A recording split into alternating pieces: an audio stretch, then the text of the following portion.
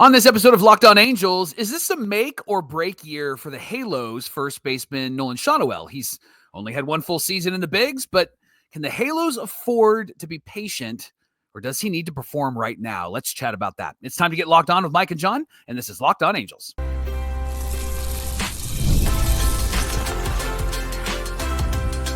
You are Locked On Angels, your daily Los Angeles Angels podcast. Part of the Locked On Podcast Network, your team every day. Thanks for making Locked On Angels your first listen of the day. You can find us anywhere you get your podcasts, including Apple Podcasts, Spotify, and SiriusXM by searching Locked On Angels. And if you'd like to give back to the Super Halo Bros for all the Super Halo content, here's some things that you can do. Leave us a rate and a review on Apple Podcasts. If you're watching on YouTube, hit that thumbs up button. And if you're not subscribed already, please subscribe and become a Locked On Everydayer. And whether you're watching or listening, come over to YouTube and leave a comment. It's one of the best ways to get in touch with us and be a part of the conversation. Thanks for being here for this episode of Locked On Angels, where it's your team every day. You've got the Frisch Brothers here with you, a.k.a. the Super Halo Bros. My name is John, and that's my brother Mike. And my name is Mike, and that's my brother John. Hey, we're here 5 days a week talking Angels baseball, Monday through Friday, every single weekday. Any way you slice it, we're here for you talking about the Halos. It's our fourth season here as the hosts of Locked On Angels, and we're very excited for this upcoming season. You know, we're not quite halfway through spring training, but we're getting there, and it's been a lot to talk about so far. In fact, we're going to get into a lot of conversations, including, is this a make or break year for Nolan Schanuel? And we're going to give you a little profile on Ryan Noda, and will he make the opening day roster? We'll talk about that. But first, Mike, let's talk about the Angels versus the Dodgers yesterday. They fell 5-3 to the Dodgers at Tempe Diablo yesterday. Yeah, some interesting notes about the game. Mickey Moniak was leading off in this game. Mike Trout was batting third. Tim Anderson was playing in center field. Kyron Paris was in the lineup again, which is good. We saw Chase Silseth go out for a couple of innings. We also saw Jose Quijada for the first time this spring. And, of course, Ben Joyce and Kenley Jansen got into this game. I have a friend who's a Dodger fan. His name is Dan. He sent me a really nice Instagram message saying, I miss Kenley, but I'm glad that you get to have him on your team. He's a good dude. So affirmation from Dodger fans about Kenley Jansen. And, of course, Reid Detmers got the start in this one, Johnny. Reid had a nice 1-2-3 inning to start the game and didn't have a bad game. Ended up going 2 2/3, 2 hits, 1 earned, 1 K, no walks. That's good. And it felt like it was a continued step in the right direction. Still felt like he had some 0-2 counts that he let get away, but he was better yesterday than he's been in the previous starts. Yeah, this is the third start, Mike. And so we said it when spring began and we saw some of these guys for the first time. Around start number 3 is when you can be a little bit more judgmental. I know we kind of came out swinging for Reid in his first start, but that's because we thought, man, he looked just like he did the way he ended the season. So I'm hoping that as spring continues, he'll hone in on not getting out of 0-2 counts. Like, get to 0-2, bud, and strike him out. Throw that slider away from the lefties. You know how to do it, and you got to have trust in your stuff. Remember last year, they did simulations of what it was like to face themselves in the batter's box. Yeah. And it was really eye-opening for a lot of guys. And to me, it seemed like Reid still didn't feel like his stuff was good. And I kind of wonder if that's the case with Reid. It's like, man, you've got good stuff. You just have to trust it. I think that's his big hurdle to get over, Mike. When it comes to Chase Silseth, he came into the game in the 6th inning. Things got out of hand pretty fast, and the Dodgers ended up taking the lead. Jose Fermin had to come in and finish the 6th for him, but Silseth did come back out in the 7th inning. He had a 1-2-3 inning with 2 strikeouts. He pitched the 8th. He gave up the first 2 hits to the first 2 batters, but he was able to get a double play ball behind him and the 3rd out at first to finish. So in total, 2 1/3 innings pitched, 4 hits, 3 earnies, 2 walks, and 2 strikeouts. Mike, question for you. Silseth is part of that Angels starting pitching depth, but it does feel like he's going to start in the minor leagues, considering the conversation around, is it Kohanowitz, is it Detmers for the 5th spot? What does it say that he was part of the rotation to start last year, and now it seems like he's not part of that conversation? What do you think? It means they've developed guys. That's what it means. I mean, you have Jack Kahanowitz in that conversation, right? And then Sam Altaguiri is somebody that's going to come probably after Kahanowitz. It also means that they did sign a pretty good arm with Yusei Kikuchi, and they're trusting Jose Soriano. So we're in a much better spot on paper than we were last year on paper. And I talked to you yesterday. I talked to Locked On Everydayer Cope, and he's a baseball coach. He played baseball in college. And so I just asked him, how much time does a pitcher really need to get ready for the season? And he equated it to, he's coaching baseball in high school right now. He said, so before Christmas hit, all of our pitchers were throwing pretty hard for high school kids, right? Some of them were hitting 89 on their fastball. Rotation was great. Things were good. He said they took a week off for Christmas. Then they came back after Christmas and they lost everything. It took them a couple of weeks to get back to where they were before we took the week off. And so he believes that 4, maybe 5 starts are kind of where these guys need to be. 4, 5, 6 outings are kind of where they need to be in order to get their stuff where they want it to be before the season starts, because their arm needs to get right. They need to get into their mechanics and get comfortable in their mechanics and have their release point be the same spot. He wasn't surprised. Caden Dana's release point hasn't been consistent because he's still working on that.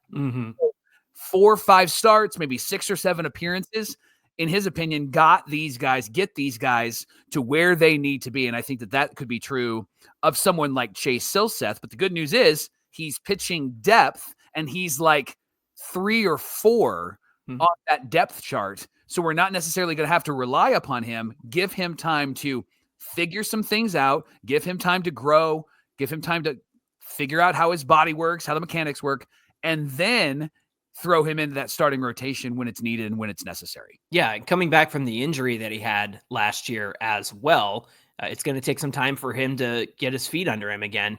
And it's interesting to me that, the last time he went out, we were all talking about how devastating his splitter was. And so that's going to be a continued part of the conversation for Chase Silseth as spring training continues. Some notes on the bullpen arms. Ryan Zefferjon finished the 3rd inning for Reid Detmers, got a strikeout to finish it. Kenley Jansen took on his old team, 1 inning pitched with a strikeout. Jose Quijada pitched an inning, his first one of spring, gave up a solo home run and got a strikeout to end the inning. Then Ben Joyce came in the top of the 9th, pitched an inning, gave up a walk and a strikeout. And then Barry Enright came out after the walk, and I noticed he had a look on his face like, come on, man, wrap this up. You can do it. Like, you don't need to be giving out free passes, especially to these guys that are substitutes for the Dodgers.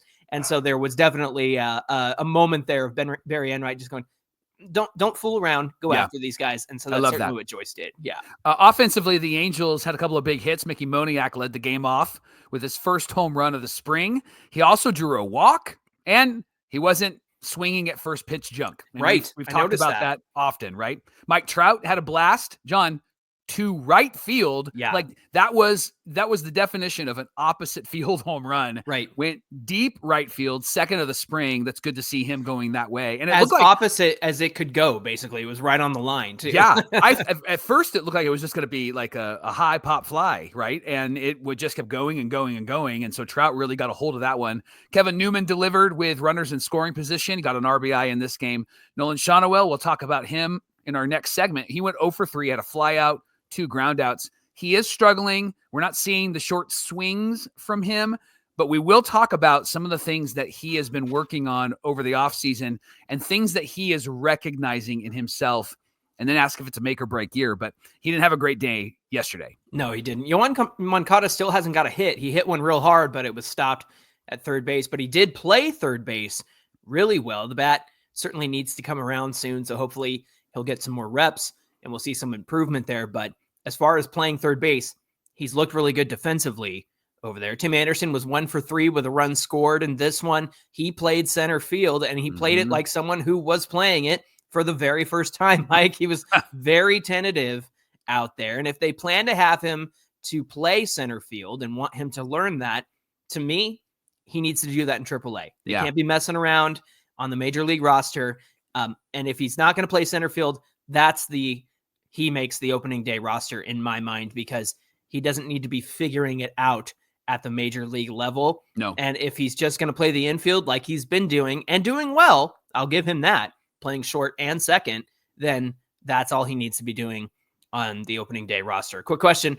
Another loss for the Angels, but in the last 2 days, it's been Caden Dana and Chase Silseth who have given up the lead. And like you mentioned, they are the pitching depth behind the starters the Angels do have. That seems better to me. And I'm not trying to absolve the Angels of losing this game, but yeah, the fact that Caden Dana and Silseth were the ones who gave up the lead, that certainly feels a lot better than somebody like Jansen or Joyce or Zephyr John, even Detmers giving it up early in the game, right? That feels better to me. What do you think? Yeah, and I'll even do you one better. The first game where they came back, 2 outs in the 9th inning, and then Kyron Paris got the game-winning hit, and Christian Moore was a part of that. Nelson Rada had the bunt single. Like, that was cool, but it was meaningless because each of those guys are not the starters. Now, potentially Kyron Paris could be on the roster, and we would love to see them coming through when it matters, but that win almost doesn't count because they were losing. And so in spring training, it's important to look at the guys that are going to be on the roster and what they're doing versus the guys that are not going to be on the roster that are just trying to develop and figure some things out. So wins and losses really don't matter, which I think for the Angels, it's better for them to not have a strong winning spring because in years past they have, but it was fool's gold. It was deceitful, right? Yeah. Because it wasn't actually who the team is. And then it turns into a joke of, they're the spring training champions again, right? Yeah. Right. And so I think for the Angels, watching the guys that are going to be on the roster, opening day roster, and being successful is really important. So like that game yesterday, they were up and pitching well, and then Chase Silseth just couldn't figure it out. And the guys who delivered were Trout with a home run, Moniak with a home run, Kevin Newman with an RBI. Those are the guys you want to see producing because they're going to be on the opening day roster, right? Yeah, so I'm not super concerned about that. Obviously, want to see Caden Dana and Chase Silseth perform, but there is also a level of them going, okay, I'm going to try to figure this out. I'm going to try to get this going. And maybe for Silseth, he wasn't working on that splitter because he had so much break in the last game that he's like, okay, I need to figure out the fastball to help offset the splitter or help offset some of my other pitches. And so they're working on stuff, and that's part of spring training. So it's great when they win. I just don't want to get too caught up in the wins and losses, and also want to pay attention to why they won or why they lost. And in those games of fool's gold wins or fool's gold losses, it's good to look at the Trouts and the Moniaks and the Schanuels and what did they do? Because those are going to be the guys we're going to be counting on in 2025. Definitely. Hey, thanks for making Locked On Angels your first listen of the day. Coming up on the show, is this a make or break year for Nolan Schanuel? We're going to talk about what he's done over the offseason and give you our thoughts on that in just a minute.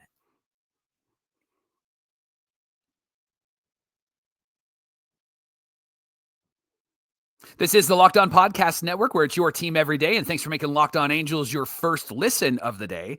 John, Nolan Schanuel had a tough game yesterday, and he's had a tough spring. But before the spring started, over the offseason, Schanuel had some clear objectives for himself. He wanted to get stronger, and he wanted to increase his bat speed. Two things that we've talked about, bat speed specifically with Nolan Schanuel. He said that he's confident that he did do both of those things over the offseason. On getting stronger and increasing bat speed, Schanuel said, I think it can help me, but I also think it can hurt me. There are pros and cons to everything. And Nolan said he's experienced some of the cons so far this spring when it comes to bat speed. Here's the thing that he's wrestling with, and I saw some of this yesterday in the game. He said that so far he's catching everything a little out front too much. And the reason for that is because when you work on bat speed and have more bat speed, it means you have to adjust your timing for when you're starting the swing. So essentially, he's starting his swing where he would start it last year, but he's coming through a lot quicker. So he's catching everything out front, and every extra fraction of a second for a hitter that they can wait before making a swing decision, that allows them to get a little bit of a better idea of where the pitch is and how they should attack it. And John, Schanuel said, I'm confident that I'm going to get my timing down.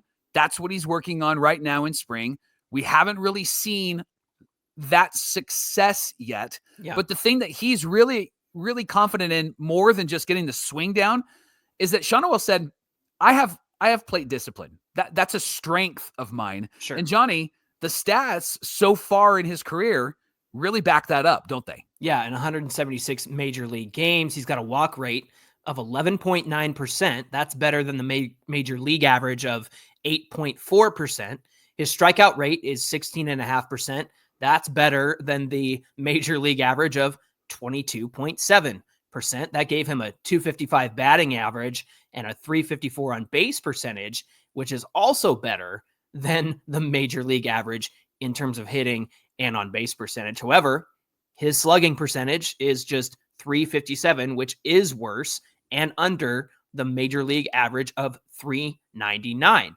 The big league average for a first baseman, too, was 414. So if you think about all the first basemen combined and you average up their slugging percentage, 414, a decent number, and Schanuel is well below that. Even though he had 13 home runs last year, the underlying metrics measuring his power are just not there, Mike. He's toward the bottom of the majors in average exit velo, which is 86.1 miles per hour, bat speed, 65.2 miles per hour last year, and hard hit percentage, 25.4%. So getting stronger wasn't just about him hitting home runs, according to him. It was looking to increase gap-to-gap power, hit more doubles. He did have 19 doubles last season, and that seems to be where he does the best, is when he is hitting in those gaps. And again, you and I have talked about this before. He's a big dude. I got to shake his hand in person. I went, oh man, he towers over you. And to be as young as he is, he has the opportunity to put on weight and put on more muscle, doesn't he? You notice how John just did a little humble brag there? I got to, shake his hand. I noticed that. I said he towered over me. I'm 5'9". Give me a break. We can't all be 6'3" like you. When was that, John? When you were on the field and you saw Joe Dell and his dad, and you saw Zach Neto and Logan O'Hoppe. Yeah, I hate you.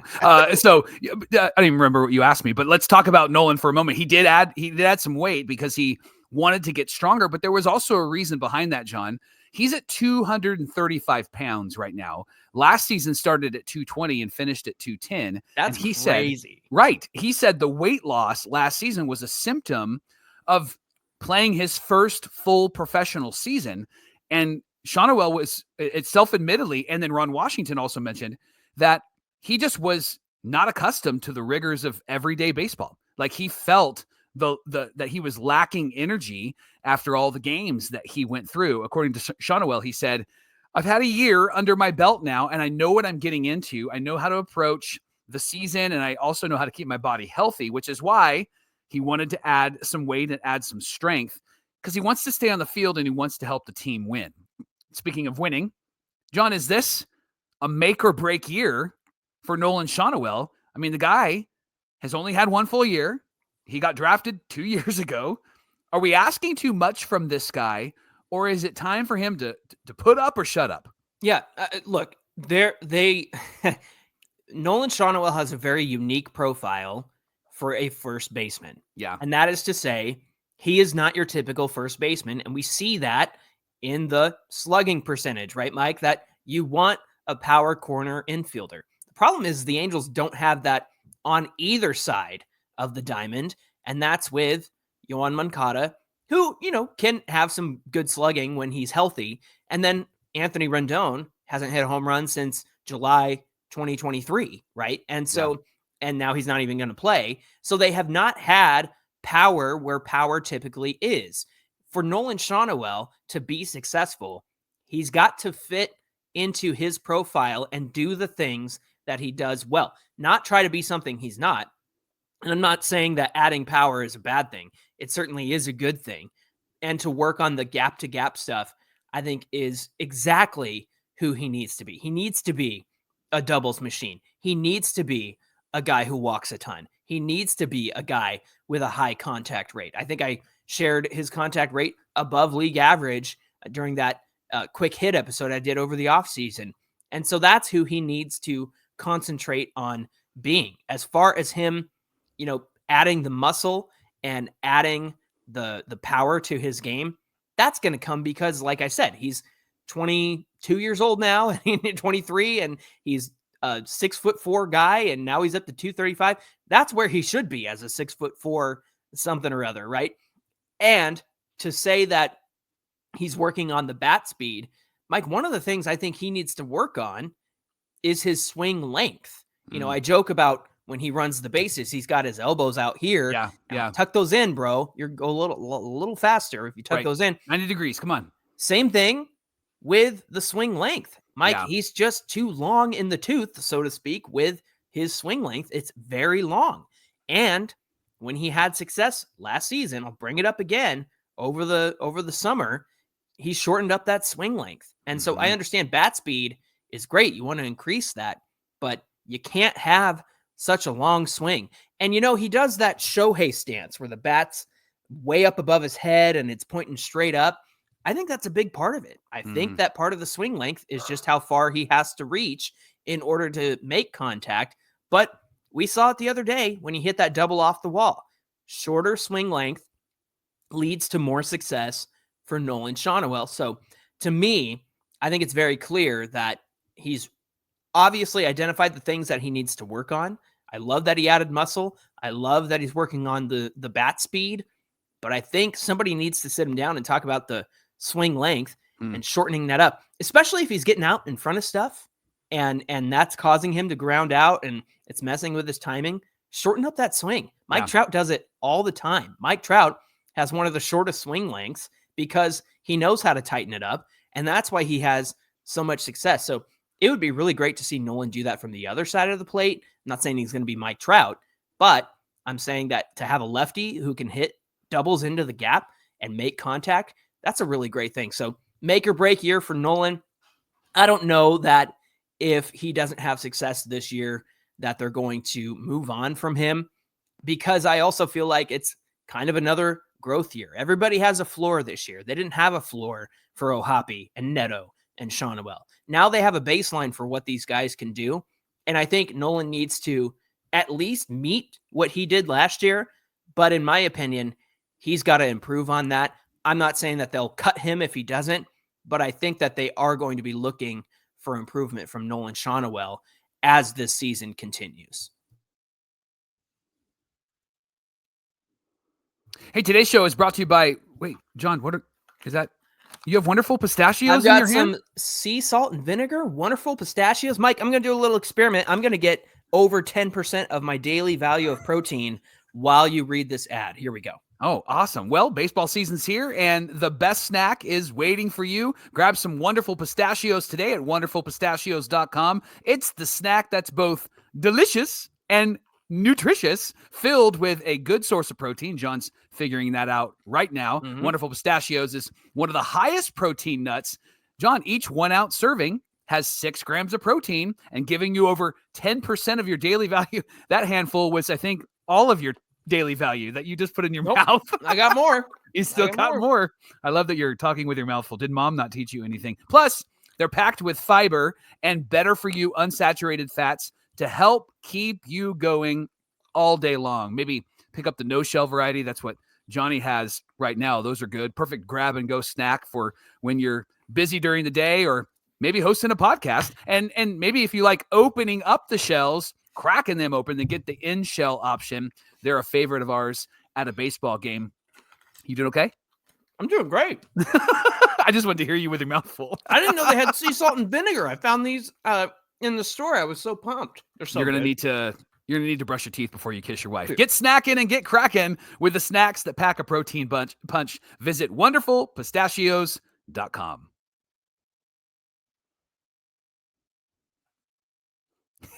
John's still chewing. That's funny. Okay. I didn't finish in time. My bad. You didn't finish in time. Oh man, that's funny. I wasn't ready either. All right. Let's talk, Johnny, about Ryan Noda. We've talked about first base with Nolan Schanuel. Noda was claimed off of waivers by the Halos in the offseason, came after a difficult year with the A's in 2024. Noda spent almost the entire season in the minor leagues, really struggled at the major league level, John. 137 batting average, 255 on base, .211 slugging at a .465 OPS. That's not good. And so that was actually after a really good year in 2023. His first year, /229, had a .364 on base, a .406 slugging, and a .770 OPS with 16 home runs and 54 RBIs. Now, this is interesting. Noda said that his struggles last year came from a tweak in his approach. The A's wanted to get Noda to shift his weight more towards the front side to catch everything out front. And that sounds familiar. That approach has not worked for Schanuel, and that approach is not working and did not work for Ryan Noda, and it's why he was sent down last year. But when he got sent down, he was able to work on some things, and then during the offseason, he started to work through his approach. Said he didn't want just a Band-Aid fix, John. He wanted something that would help him to be sustainable and be what he was in 2023.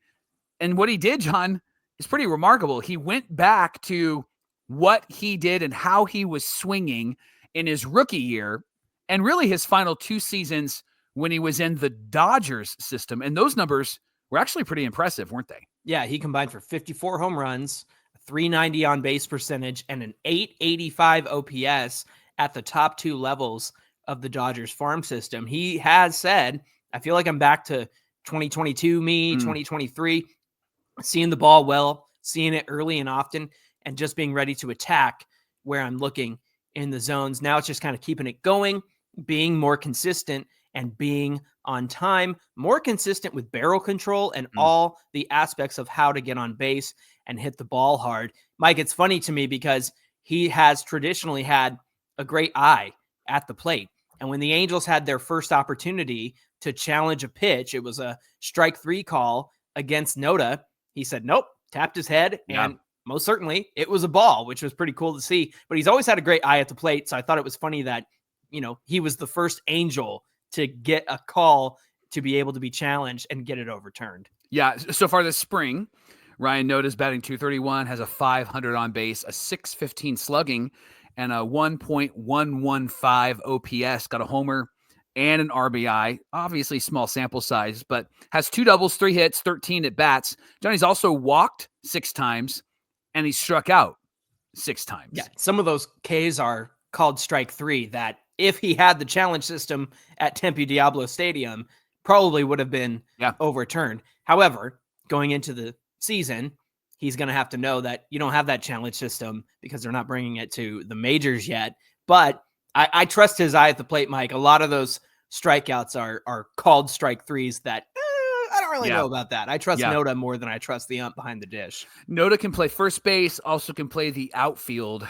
Is he going to be heavily considered for the opening day roster, or do you think a flexible infielder will be the priority over Ryan Noda? I think it's a question of why not both? Because by my count, there is 2 more spots on this roster. And even though Zach Neto will be hurt, there are 2 spots that are available. And I think that you can have somebody be the backup left side of the infield guy, like a Kyron Paris or a Tim Anderson. Scott Kingery and JD Davis are in the mix. But Mike, over at first base, I've kind of been wondering who's going to be over there to back up Nolan Schanuel. I am not confident in somebody, who like is it Luis Rengifo? Is it Yoan Moncada playing over there at first base? I just don't know the answer to who backs up Schanuel unless it's d'Arnaud, who has some first base experience being a catcher. You mentioned the other day, maybe Logan O'Hoppe gets some of those first base starts, but we haven't seen any word about that. We haven't seen him getting any reps over there. So that's a big question for me. Maybe it's Nico Cavadas, who, is kind of a 3 true outcomes guy. And so far the outcomes have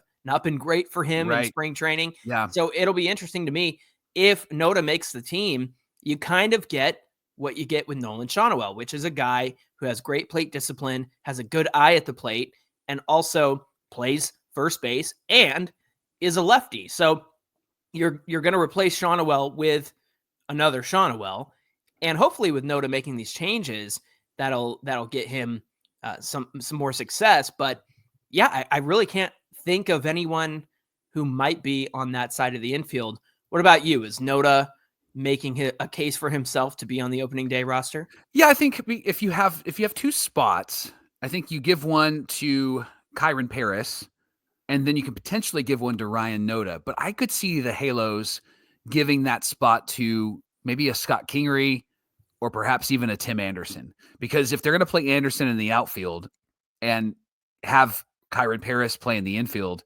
you can really be flexible with that because you're going to need some more bats. I also don't know. This is on the other side of my mouth. I also don't know about what they'll do about first base if Nolan Schanuel isn't playing there or if he gets a day off. Will it be d'Arnaud? And if it is d'Arnaud, then that means that you don't have a backup catcher, right? Now you can move him over if you wanted to, Sure. but that means that Ohapi's going to be back there. I guarantee that Ohapi's going to be back there more often than not. And if d'Arnaud plays first base, that's fine. But I want a good defensive first baseman. And that's important for this infield, a young infield that's growing. And especially when Zach Neto gets out there and he's making plays on the edge of the grass and throwing it over to first base. You need a Jared Walsh type of first baseman, right? That can be over there to scoop the ball and catch it and all of those things. You need somebody who knows what they're doing and not just somebody that's filling the spot for one game and that's it. Okay, so I looked it up. Kevin Newman, as recent as last year, got into 10 games at first base. He only started one of them, so it looks like he did sub over there. 1,000 fielding percentage. Obviously, that's a small sample size, 22 innings. Yeah. And then with Cincinnati in 2023, he got into 9 games, started 7 times so he can over there, and he had a 1,000 fielding percentage in 55 innings. So, yeah, I suppose, Nolan was an Iron Man. He was in almost every game last year, so I don't think that you're going to need to replace him very often, but it's good to know that somebody like Kevin Newman can do that, right? Yeah, I think that would make sense if they move him over there. And then it would also make sense if they keep Kyron Paris on this roster then, because if they have Newman at first base as a backup, then you can have Paris be somebody who's playing second, perhaps even shortstop if they want him to be over there. And with Rengifo, they can move some pieces around as well. Yeah, it's good for them to have some flexibility. But all that to say, I think if Ryan Noda shows up for the next couple of weeks here in spring training, I think he's going to make a really good case for himself to make the opening day roster. Hey, thanks for making Locked On Angels your first listen of the day. Now for your second listen, check out Locked On MLB with our buddy Sully. You can find his show on YouTube or wherever you get your podcasts. Hey, be sure you give us a follow on Twitter at Locked On Angels and at Super Halo Bros on Twitter and Instagram. Whether you're watching or listening, come on over to YouTube, find today's show, get in the comment section, and hit that subscribe button for us. Help us get to 10K by opening day. We're cutting it close, people. We got to hit that subscribe button. Mike, what do we have on deck for Friday's show? It's Fan Mail Friday, so we've talked all week. Now it's your turn. We'd love to hear from you. You can either DM us or comment below on this video, or you can reach out to us on social media, and you can even call us. Our voicemail line is in the episode description. We would love to hear the sultry sounds of your voice. Give us about a 30-second question and tell us where you're calling from, and we would love to answer that tomorrow on Fan Mail Friday. All right, looking forward to that. Until then, my name is John, and that's my brother Mike. And my name is Mike, and that's my brother John. Thanks for being here with us, everybody, and we'll see you back here on Friday. Hey, would you pass the pistachios? How's that? So good.